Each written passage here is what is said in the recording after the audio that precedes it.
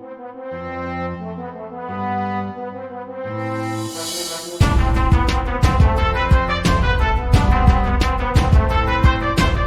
पिछले एपिसोड में हमने देखा बेन अपने ग्रुप के साथ वेकेशन पर होता है और वहाँ उसकी मुलाकात एक मिस्टीरियस लड़की लॉरेलाई से होती है। पर तभी वहाँ पर सरपेंट और उसके आदमी हमला कर देते हैं और हमारा हीरो बेन हमेशा की तरह लोगों को बचाने लगता है। पर ट्विस्ट तो तब आता है जब वो ऑयल रिग एक स्पेसशिप जैसी किसी चीज में बदल जाती है।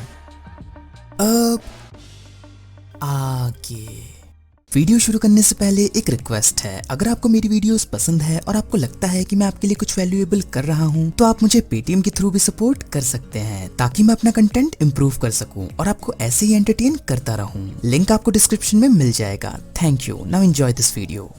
तो पहले सीन में हमें दिखाया जाता है बेन सरपेंट के आदमियों से लड़ रहा होता है और वो उन्हें सरेंडर करने को कहता है। पर तभी अचानक से उनकी ओर एक बोट आने लगती है और वो लोग सरपेंट के आदमियों पर मिसाइल फायर कर देते हैं। फिर बेन उस स्पेसशिप के पास जाकर कहता है, सरपेंट मुझे नहीं पता ये जगह क्या है, लेकिन मैं तुम्हें इसके एक भी इंच और नजदीक नहीं आने दूंगा। तो सरपेंट कहता है, तुम्हें इस मामले में पढ़ने की कोई जरूरत नहीं है बेन टेनिसन, हम किसी और दिन मिलेंगे। तभी बेन पीछे देखने लगता है पर वो स्पेसशिप गायब हो चुकी होती है, जिसके बाद ग्वेन कहती है, लगता है ये खत्म हुआ। पर तभी बेन वहां आकर कहता है, वहां एक बिल्डिंग थी, वो भी पानी के ऊपर, उसमें लोग भी थे, पर अचानक से वो सब गायब हो गए। तभी रुक पूछता है, वैसे हमला किसने किया था? तो बेन कहता है, वो सरपेंट था, उसने शहर को टेरापिसिस बोला। तो ग्वेन कहती है, टेरापिसिस जैसे कि पिसिस द फिश प्लेनेट? तो बेन कहता है, हाँ, पर तुमने वो डिफेंडर शिप देखी, वो अचानक से ही कहीं से आ गई। पर तभी कोई पीछे से कहता है, क्या हुआ बेन? और हमें पता चलता है वो और कोई नहीं बल्कि लॉरेलाई होती है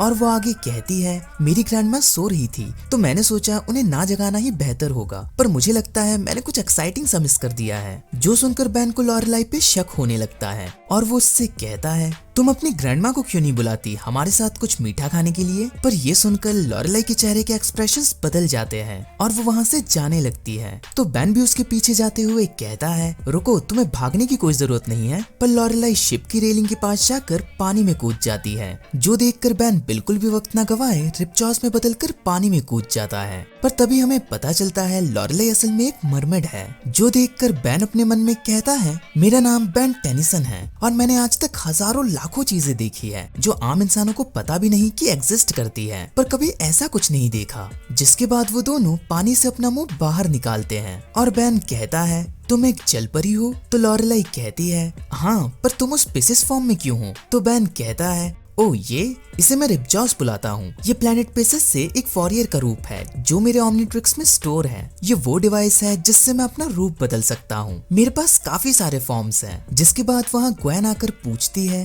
बेन क्या तुम ठीक हो? तो बेन कहता है, हाँ हम ठीक है, मेरा मतलब मैं ठीक हूँ, पर ये एक मरमेड है। तो लॉरेलाई कहती है, तुमने वो पहले ही कह चुका है। तो बेन कहता है, हाँ सही कहा, पर क्या तुम उनमें से हो जो जहाजों को उनकी मौत तक ले जाते हैं? तो लॉरेलाई कहती है, मुझे लगता है उन्हें सिरन कहते हैं। तो बेन कहता है, क्या तुम्हें पक्का यकीन है? तो लॉरेलाई कहती है, पानी के अंदर के मिथ वगैरह ये सब मेरी ही टाइप की चीजें हैं। तो बेन कहता है, हे भगवान, इसका मतलब तुम सच में एक मरमेड हो। वैसे वो जो नीले रंग की बोट आई थी उस पानी के शहर को बचाने, उसमें तुम्हारे ही हाथ था, है ना? तो लॉरेलाई हाँ कहती है। फिर बेन कहता है, तुमने उन दुश्मनों को काफी अच्छा सबक सिखाया। तो लॉरेलाई कहती है, यही तो मेरा काम है, पर क्या तुम्हें पता है हमला किसने किया था? तो बेन कहता है, उसे लोग सरपेंट के नाम से जानते हैं, प्लमर्स को उसके बारे में सब पता है। लेकिन तभी बेन को लगता है लॉरेलाई को प्लमर्स के बारे में नहीं पता, इसीलिए वो आगे कहता है, प्लमर्स वो लोग होते हैं। लेकिन तभी लॉरेलाई उसकी बात काटते हुए कहती है, मेरे लोग जानते हैं प्लमर्स के बारे में। तो ग्रैंडपा मैक्स कहते हैं, लेकिन हम तुम्हारे बारे में नहीं जानते, तुम्हारे शहर का नाम टेरापिसिस है ना? तो लॉरेलाई कहती है, हाँ हम पिसिस के ही वंशज हैं, जिनका फॉर्म अभी बेन ने लिया हुआ है। तभी बेन अपने असली रूप में आकर कहता है, क्या आप ठीक हैं? तो तुम मरमिड्स हो आउटर स्पेस से। पर तभी ग्रैंडपा मैक्स कहते हैं, मेरे मन में कुछ सवाल है, प्लमर्स वाले सवाल। तो लॉरेलाई उन्हें उन सवालों का जवाब देने एक दूसरी जगह ले जाने लगती है, जिसके बाद वो सब एक पोर्टल के अंदर घुस जाते हैं और लॉरेलाई कहती है, control this is Lorelai, setting H2O heavy please. तो बेन पूछता है, अब ये H2O हैवी क्या होता है? तो ग्रैंडपा मैक्स कहते हैं एक ऑक्सीजन ब्रीदर्स एनवायरनमेंट। ये लोग हमारे लिए एक हवा का वातावरण बना रहे हैं। तभी कोई पीछे से कहता है मेरी बच्ची। तो लॉरेलाई अपनी मॉम से कहती है मॉम ये सब मेरे दोस्त हैं। जिसके बाद लॉरेलाई की मॉम बेन से कहती है ओ तुम पक्का वो रूप बदलने वाले होगे जिसने मेरी बेटी की मदद की थी। तो बेन कहता है हाँ वो मैं ही हूँ, पर सच कहूँ तो आपकी बेटी ने ही मामला काफी अच्छे से संभाल लिया था। जिसके बाद लॉरेलाई कहती है इनसे मिलो, ये है मेरी मॉम क्वीन बीट्राइस लैमर।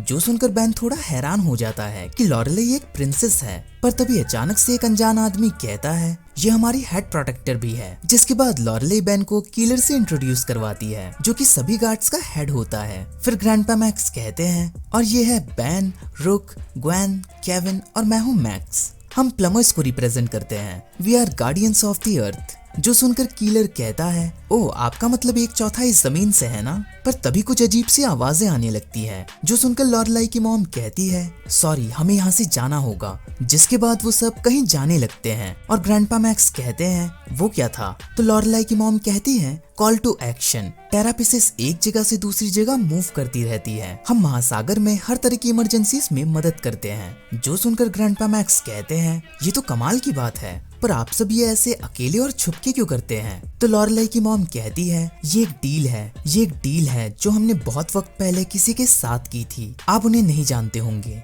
जिसके बाद वो सब किसी कंट्रोल रूम जैसी जगह पर पहुंचते हैं और बैन कहता है तो क्या आपको कोई अंदाजा है कि हमारे दुश्मनों में से एक सरपेंट आप लोगों के पीछे क्यों है। तो लॉरेलाई की मॉम कहती है मुझे नहीं पता, पर कल उन्होंने हमारे एक स्काउट वेसल पर हमला किया था हमारी करंट लोकेशन ढूंढने के लिए। फिर वो किसी और से कहती है हेल्म अब तुम अलार्म बंद कर सकते हो, वैसे क्या परेशानी है हमारे पास। तो हेल्म कहता है it's a call for help from the Indian ocean. जो सुनकर बैन कहता है ये तो पृथ्वी की दूसरी तरफ है। तो लॉरेलाई कहती है हाँ क्या तुम कुछ मजेदार देखना चाहते हो। जिसके बाद रुक एक चीज को देखकर कहता है ये तो इंजन है ना। तो लॉरेलाई कहती है हाँ ये हमें वहां पहुंचा देगी जहां से भी अलार्म आया है। दूसरी तरफ हम देखते हैं केविन ग्वेन से कहता है ये तो कमाल का है, आखिर प्लमर्स को पता कैसे नहीं चला कि ये लोग यहाँ मौजूद है। तो ग्वेन कहती है मुझे इसका कोई आइडिया नहीं है, पर तुम्हें नहीं लगता ये कुछ अजीब है, मतलब ये छुपने में कितने अच्छे हैं, तो अब अचानक से हमारे सामने क्यों आ गए। पर तभी कीलर बाकी गार्ड्स के साथ उन्हें चारों तरफ से घेर लेता है और कहता है उन कंट्रोल पैनल से दूर हटो,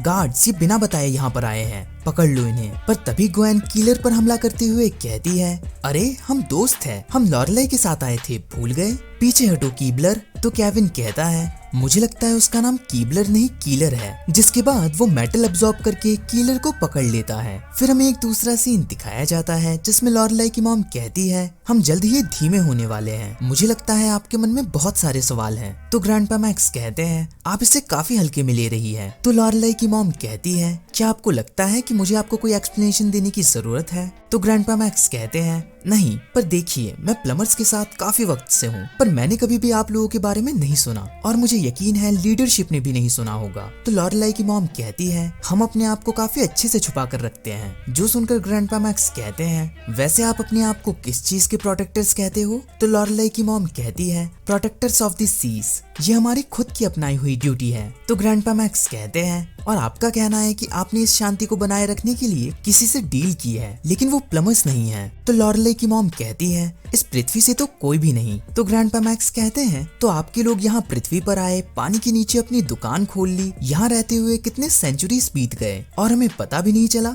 जो सुनकर लॉरेलाई की मॉम कहती है आपको इससे क्या दिक्कत है। तो ग्रैंडपा मैक्स कहते हैं क्योंकि किसी तरह आपकी सीक्रेट की धज्जियां उड़ गई जब आपकी प्रिंसेस द रॉयल प्रोटेक्टर ने अपना राज हमारे सामने खोल दिया, तो अब उसे क्या सजा मिलेगी। जो सुनकर लॉरेलाई की मॉम थोड़ी कंफ्यूज हो जाती है। तो ग्रैंडपा मैक्स आगे कहते हैं मैं बस जानना चाहता हूँ क्योंकि मुझे लगता है ये सीक्रेट रिवील करके लॉरेलाई ने कुछ तो कानून तोड़े होंगे, तो अब उसकी पनिशमेंट क्या है। जो सुनकर लॉरेलाई की मॉम कुछ कहने की कोशिश करती है, पर ग्रैंडपा मैक्स उनकी बात काटते हुए कहते हैं चलिए मैं इसे आपके लिए आसान बना देता हूँ, अगर ये सब करके आप हमसे मदद मांग रही है तो हम आपके दोस्त बन सकते हैं, प्लमर्स आपके साथ काम करेगी, बस आपके पूछने की देर है। तभी दूसरी तरफ इंजन रूम में कीलर लॉरेलाई के पास आकर कहता है योर हाइनेस, मैंने इन्हें नेविगेशन इक्विपमेंट के पास ताक झाक करते हुए पकड़ा है।